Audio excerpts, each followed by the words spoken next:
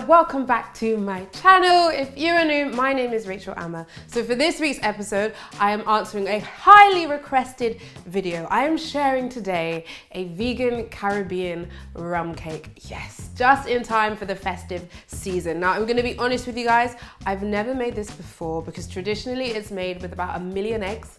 Slight exaggeration, but some people put up to about 12 eggs in their rum cake, and I don't believe in eating eggs, so there will be no eggs in this rum cake. It will be completely vegan, so it's a bit of an experiment. We're in Rachel's test kitchen today to see if we can make a delicious vegan Caribbean rum cake. Please give this video a thumbs up if you're excited for this mission, and don't forget to subscribe to my channel because I am here every Sunday with new videos and new recipes to share with you guys. So let's get into this rum cake. I've got a feeling it's gonna be a win.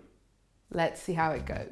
Mini disclaimer. I would just like to say every Caribbean household has their own authentic way of making this cake. So if you have your own way, your favorite fruits, your favorite rums, your favorite ratio to fruit to cake, I'm not telling you to change that. I just really wanted to share with you guys a way to make this cake that doesn't involve animals. So I really hope you guys enjoy this recipe, and let us get straight into it. So the fruit that I've got is a combination of dried raisins as well as cranberries. I've also got some citrus peel in there. You can really do any of your favorite ones. You could add some prunes, you could add some cherries, whatever your favorite dried fruits are. So I'm gonna add these to a pot because I am gonna add some hot water on them to kind of speed up the process. But the final fruit that I'm gonna add is some dates. So I've got some organic dates and I'm just gonna split them open and take all the pips out. And then I've got all these gorgeous, delicious dates.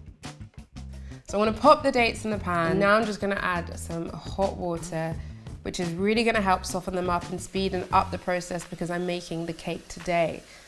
This isn't an essential step, but this is just something that I like to do. So I'm going to let this soak for only about 10 to 15 minutes. And it really helps the dates soften up because dates can sometimes be really tough. So once I've drained it, it's time to add the alcohol. So I'm starting off with a white rum. I've also got some Lable Red Wine. You could use cherry, whatever your favorites are.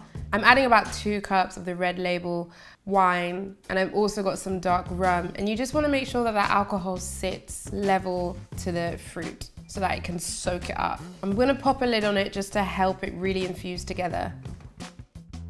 So because we're making this rum cake today, I'm gonna let the fruit and the rum sit for a couple of hours. But traditionally, you would kind of have it sit for almost a year. Like you might just finish Christmas and it's time to prepare the fruit and the alcohol for next year's rum cake. That's how advanced you could prepare. You can do it up to a week ahead, a month ahead, to a year ahead. But for this video, we are doing it today, which is totally fine. But just for a more indulgent cake, you could do it a whole year in advance. So traditionally in a Caribbean rum cake, you would have browning sauce. Now the browning sauce that I have in my house is very savory, it's very salty, it's not right for the cake. So we're gonna make a really quick browning sauce, which is basically just cooking some sugar down until it darkens and darkens and darkens, add a bit of water or alcohol, and then it gets that really rich color, which is gonna help make the cake darker, which is more authentic. It's not gonna be as dark as if I used a store-bought browning sauce because those things sometimes are very strong in color to the point you can stain things because they have added things added. So we're just gonna make a really simple browning sauce. So I've got 1/2 cup of brown sugar and I'm gonna cook this on a medium to low heat.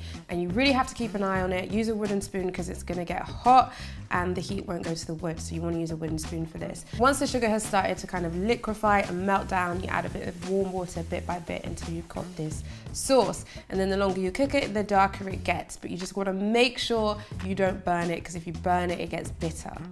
So now I'm just gonna mix together vegan butter with some brown sugar and cream it together with my hand mixer. And this actually gave me flashbacks of doing this with my grandma when I was a little girl. It was a very nostalgic experience. So to darken it, we're just gonna add in some of our brown sauce that we made earlier. So about 4 tablespoons, give or take. And then I'm also adding in some applesauce as an egg replacement as well. But I feel like the fruit will keep it moist anyway. So for the dry ingredients, I've got plain flour, which I'm gonna sieve so I can get a nice smooth consistency. I'm adding in some baking powder, as well as some baking soda. I've got cinnamon, I've got allspice, and I've also got nutmeg, and I'm just gonna sieve these in to get it nice and smooth. Always have to add in a pinch of salt. We're just gonna mix it together and make sure that it's really evenly distributed before we add the wet ingredients. So here is the fruit that has been soaking in the alcohol. I like to blend this in a food processor. As we can see here, it's not always clean in the kitchen. It gets messy, realistic representation of what goes down in the kitchen behind the scenes. So I'm just gonna blend this together because I like to turn it into a bit of a paste. You can keep the whole fruit, but this is just my preference. And then once you've mixed it up, it's this really thick, rich, pasty combination of fruit and alcohol. So I'm gonna start off with 1 cup, and I'm gonna mix that in with the butter and the sugar. And it does start looking a little bit funky at this point, but we're just gonna continue. So in total, I've added 3 large cups of this to the butter and the sugar combination and given it a really good mix. Now I have made tons of this because it's not quite Christmas yet, and I wanna make one for Christmas. So I've got some leftovers which are gonna soak in the alcohol until I make the cake in a few weeks' time. Memories. Wrey and Nephews. Matting. I've used Wrey and Nephews, which according to Google and my research is vegan friendly. I've also used a Lable Red Wine, which is according to Google vegan friendly, and also a darker rum, which is vegan friendly. So you just need to keep an eye on what is vegan friendly and what is not vegan friendly. And if you didn't know about alcohols, it's in the process where they made the alcohol that they sometimes add things that aren't vegan friendly, whether it's egg, animal parts, etc. So that's why you kind of look out for if it's vegan friendly or not. I'm very happy to find out that Wrey and Nephews is, because that is like the essential for a Caribbean rum cake, in my opinion, my humble opinion. So now we're just gonna combine the wet ingredients with the dry ingredients, fold it in really well, get it all distributed.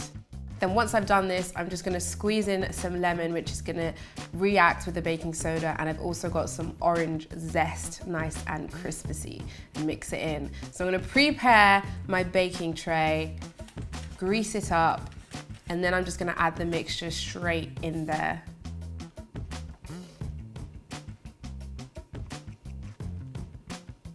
I definitely could have filled it up a lot higher on reflection. So I put this in a preheated oven at 150 degrees. If you're in America, that's 300. So it's a nice low heat, and I'm gonna cook it for 1.5 hours in total. And then this is how she came out 1.5 hours later, nice and dark and brown and delicious. So once it's out the oven, I'm just gonna drizzle on a little bit more alcohol, take it out the baking tray, and look at this amazing looking cake. I couldn't help but go in with just a little bit more, which actually meant the cake ended up being way more moist than when it actually came out the oven, which is what you would do if you were gonna eat this a week later, a couple days later. To keep it moist, you would just add a little bit more alcohol on the top. So just slicing this moist, delicious cake up, and bam, a vegan Caribbean rum cake. Should we do a taste test? It's time to taste this bad guy. We did it, guys. We did a Caribbean rum cake which has no animal products, is completely vegan. Let's taste test this bad boy. I'm just gonna break it apart because, oh wow. Mmm!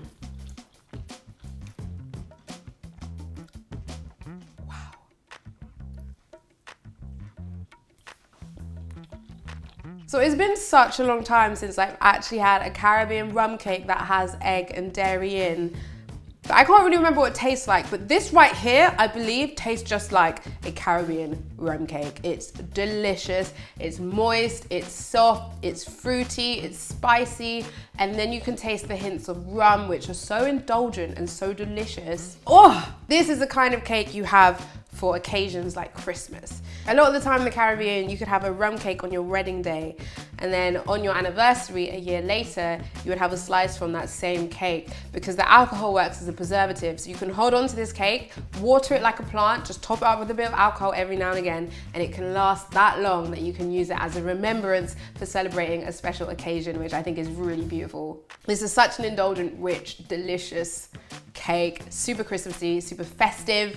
I'm glad we've been able to do a vegan version, so if you are looking for a Caribbean rum cake and you are vegan, try this one out. I love it, it's really delicious. I hope you guys love it too. It's just wonderful. Please give this video a thumbs up if you have enjoyed the Caribbean rum cake in this episode. Don't forget to subscribe to my channel because I am here every Sunday with new episodes to share with you guys, new content, new recipes. So make sure you are subscribed, and I will see you all here next week. If you're used to having a Caribbean rum cake, let me know down in the comments how you indulge in it. Do you have it for Christmas? What's your special occasion? Let me know in the comments. I want to hear about you guys' experiences with Caribbean rum cakes. What's your story? Who makes it for you? Is it your mum? Is it your auntie? Is it yourself? Because every island does it differently, I would love to know you guys' traditional ways of making a Caribbean rum cake. What fruits do you guys love to use? What alcohol do you guys love to use? Do you have ways that you make it without rum? Let me know in the comments, especially for the people who don't have rum. They can see another way of making it without the rum too. But yeah, I'll see you all here next week. Thanks for watching. Bye. Ladies and gentlemen, I would like to introduce you guys to a Caribbean rum cake with no eggs. It's vegan, it's beautiful, it's delicious, it's moist, it's sweet. Ooh.